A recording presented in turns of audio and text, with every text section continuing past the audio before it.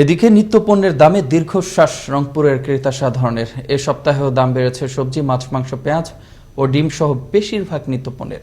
ক্রেতারা বলছেন, দাম নিয়ন্ত্রণে দৃশ্যমান কোনো পদক্ষেপ নেই সংশ্লিষ্টদের। আর ব্যবসায়ীরা বলছেন, মূল্যবৃদ্ধির নানান গল্প। রংপুর থেকে মাহফুজ আলম প্রিন্সের প্রতিবেদনে থাকছে বিস্তারিত।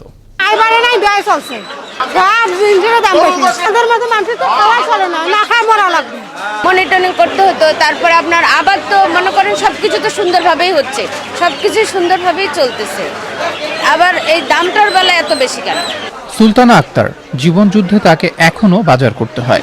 নিত্যপণ্যের অসহনীয় দামে কিছুটা কমের আশায় ভাঙা ডিমই যেন ভরসা তার।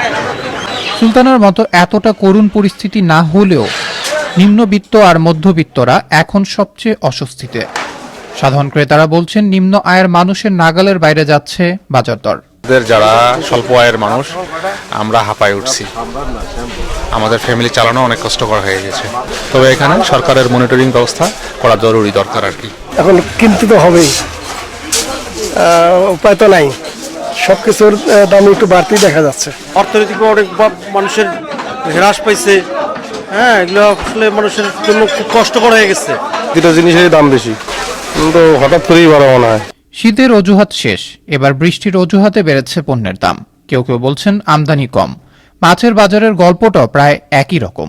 আলুর দাম একটু বাড়তির দিকে বৃষ্টির কারণে, আগের সপ্তাহ থেকে একটু বেশি, কিন্তু বাড়তি দিয়ে কিনে বাড়তি বেচা হয় না, কেজিতে 100 টাকা লস হয়। যেরকম আমদানি এরকম রপ্তানি, বোঝেন না। রংপুরে ভরা মৌসুমে এবছর কমেনি সবজির দাম।